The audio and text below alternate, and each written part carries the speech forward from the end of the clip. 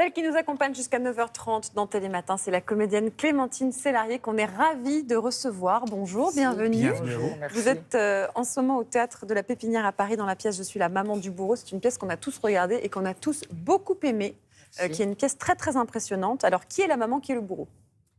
La maman, c'est Gabrielle de Mirmont. Donc c'est moi, enfin pas tout de suite, là, mais le soir, au Théâtre de la Pépinière. Et c'est une... dans la maman du bourreau, il y a une dichotomie, il y a un paradoxe, c'est-à-dire qu'il y a beaucoup d'amour, la maman, et puis le bourreau, c'est le diable, enfin c'est l'horreur, c'est le monstre. C'est son Donc, fils. c'est son fils, voilà. Donc en fait, elle découvre cette femme très pieuse, qui a beaucoup d'espoir dans le sacré, dans le dépassement de soi, qui est une femme merveilleuse, moi que j'aime beaucoup. Mais elle découvre au bout de 30 ans que son fils, qu'elle aimait tant, qu'elle pensait être l'exemple humain de la pureté, de la bonté, de tout ça, est un monstre, quoi. Donc, comment elle fait? En fait, c'est ça la pièce. C'est pas tant d'explorer le côté monstrueux, c'est d'explorer qu'est-ce qui s'est passé. C'est vraiment entre la bonté et le diable, enfin, le Dieu et le diable, enfin, c'est vraiment... Elle est toute seule, elle est dans un lieu clos. Elle raconte ça aux êtres, aux gens qui viennent la voir. Et donc, elle revit des moments avec la victime qu'elle a rencontrée. Donc, elle devient la victime, elle devient son fils. Oui, c'est ça. Elle devient le journaliste. Bon, c'est... Vous êtes seule en scène, c'est extrêmement impressionnant. On regarde quelques images. Mon fils est prêtre. Était. On avait retrouvé son corps sans vie, étendu dans le salon du presbytère. Madame de Mirmont, votre fils, le père Pierre-Marie, avait-il des raisons de se donner la mort? Que celui qui va être ordonné prêtre s'avance. Un homme, lui aussi victime, décide de briser l'omerta en témoignant à visage découvert. Il s'agit de témoignages grotesques. Que Dieu achève en vous ce qu'il a commencé.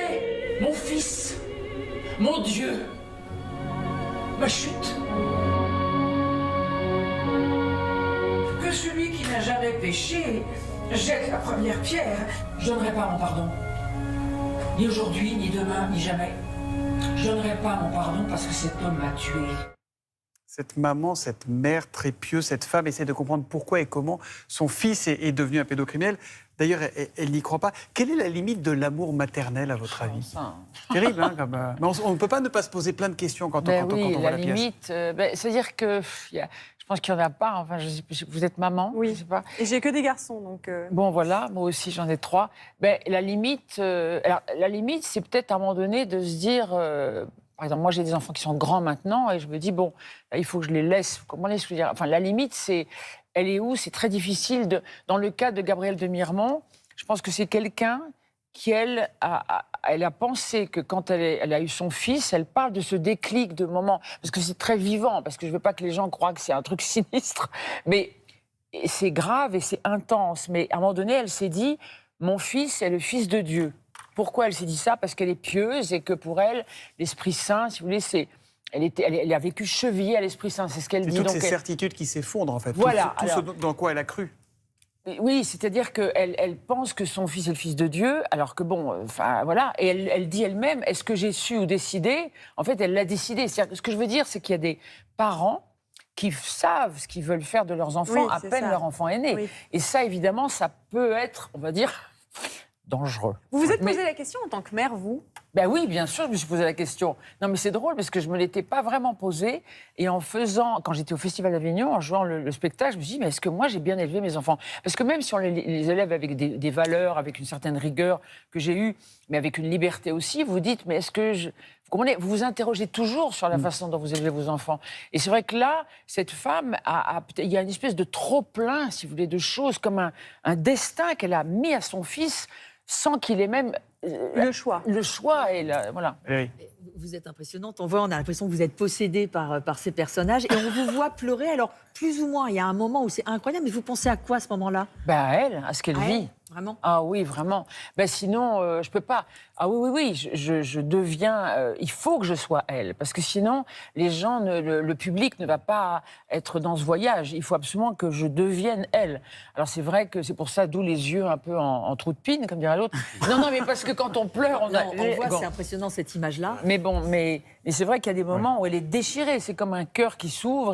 Mais c'est ça qui est beau, enfin que moi j'aime au théâtre. Mais C'est parce que c'est merveilleux de vivre ça et de le partager. Vous Surtout comprenez seul en scène. Seul en scène, c'est-à-dire que vraiment vous incarnez le personnage. C'est assez vraiment une pièce incroyable. qu'il faut voir, en fait. Oui, c'est ça. Elle est dure à raconter, il faut la voir, cette Et pièce. dans quel état on ressort quand on est seul en scène dans une pièce d'une si grande intensité? On est lessivé, mais dans le bon sens du mot. On est nettoyé et on est délivré. Moi, c'est mon équilibre, le théâtre, de toute façon. Je me sens tellement mieux maintenant, depuis que j'ai commencé le spectacle. Je me sens plus légère, Et je sais que j'ai ce moment-là de très forte intensité que je ne peux pas avoir dans ma vie de tous les jours, forcément. Oui, parce que... Donc le théâtre, ça ne s'arrêtera jamais pour vous? Ben non. Enfin, j'espère, tant que j'aurai une santé bonne, j'ai de la chance. Vous voyez, en plus, pour moi, symboliquement, c'est merveilleux après ce cancer, de revenir. Mais je dis ça pour toujours. Et la mise en scène, elle est extraordinaire. C'est une bulle Merci. de temporalité. Hein. C'est-à-dire qu'il y a tout. Il y a la mise en scène, il y a ce doute qui grandit en vous. Et puis, c'est vraiment, on est happé dans cette histoire. Il y a le personnage, il y a la mise en scène, il y a la lumière, il y a le décor qui est divin. Alors, le décor, la lumière, c'est Balthazar Reichert. C'est important parce que c'est lui qui a enfin, je ne veux pas dire, on peut pas.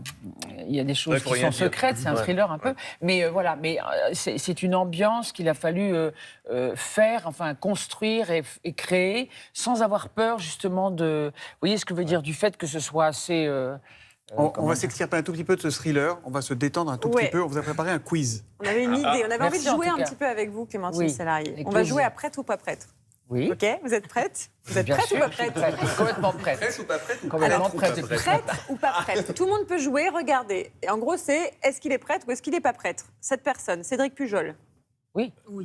Exactement. Il est devenu prêtre de la paroisse de Mazères en Ariège. C'est un deuxième litre de rugby. Il y a rugbyman aussi. Et alors, moi, je fais une parenthèse. J'aimerais tellement qu'un prêtre ou plusieurs viennent voir la pièce.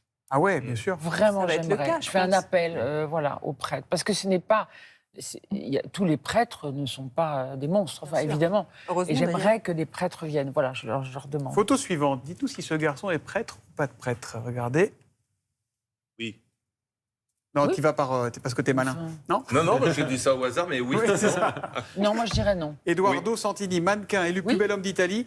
Eh bien, figurez-vous Oui, qu'il vient d'entrer j'ai au vu, séminaire sur et qu'il Instagram. sera Ah oui, bientôt ouais. prêtre. Et oui, génial. le Ah, plus Ça va bel créer homme des d'Italie. vocations. C'était par rapport à la coquetterie. Troisième photo. Le père Laurent Julien de Pomerol. Est-ce qu'il C'est est trop prêtre ou est-ce qu'il flagrant. n'est pas C'est prêtre? trop flagrant, là. Alors, figurez-vous qu'il était prêtre, mais il a démissionné car il va devenir papa. Ah, C'est dommage. Bon, pardon. Mais d'avoir Ouais. démissionné. de ne pas pouvoir. Ouais. Ouais, de pas Ouais, il ne pouvoir. peut pas pouvoir faire les deux. C'est Bon, en sûr, tout cas, il c'est n'est sûr. plus Mais bon, prêtre pardon. aujourd'hui. Dernière photo, attention. Ce petit bonhomme-là, prêtre ou pas Il a une prêtre? grâce, il a une certaine lumière. Ouais, Moi, je dirais oui. oui, moi. Ouais, Il moi fait aussi. très enfant de cœur. Il quand est même. mieux que prêtre. Il est pape. C'est le pape François. Voilà, quand il était gamin. d'accord. Magnifique. Oh, la lumière dans les Bon, yeux. Clémentine Serret, les gens ne le savent pas, mais vous avez été aussi animatrice radio sur Ah Radio oui. 7. Hein, n'est-ce Ah pas, à oui, l'époque c'est Radio 7. ouais. Écoutez, on a retrouvé votre toute première émission, c'était le 2 juin 1980. On n'a pas l'image, parce que c'était pas filmé à l'époque, mais on a le son. J'adore.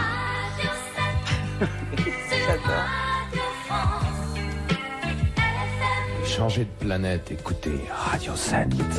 Salut. On est super contents, mais on est mort de trac. Salut les 7.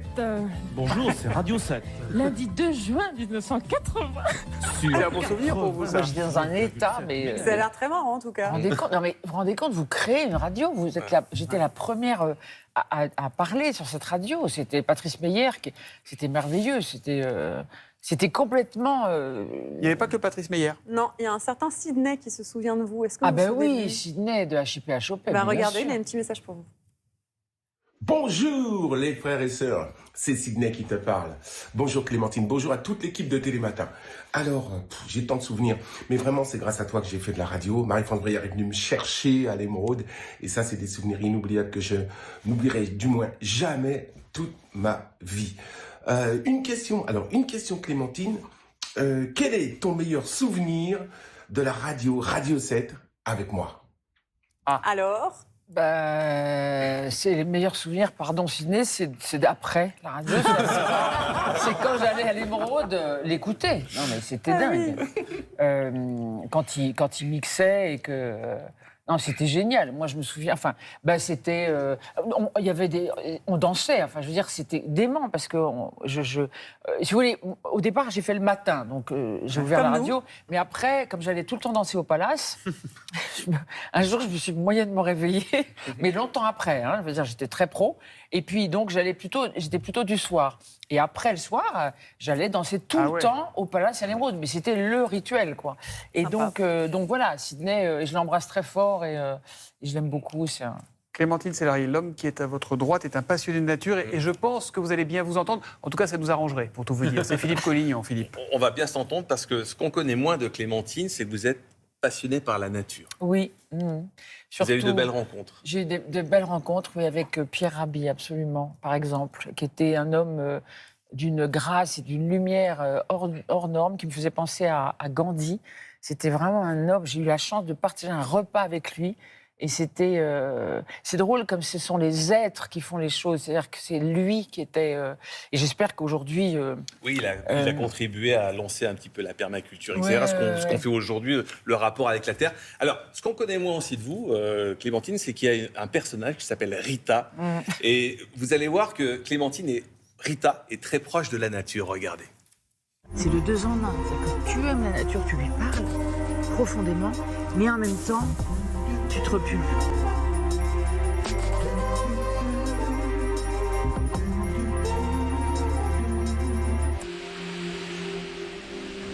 Tu es un arbre, là. Tu es un arbre, tu dis complètement mêlé, tu vois, on fait l'amour. Tu fais l'amour avec l'arbre. Voilà, super c'est ça. C'est le yoga amoureux. Merci de passer ça, parce que c'est vrai que j'ai tenté de faire ça, mais officiellement, je veux dire, et personne ne m'a répondu. Aucune chaîne ne m'a dit « Ok, on y va, en faire une mini-série ».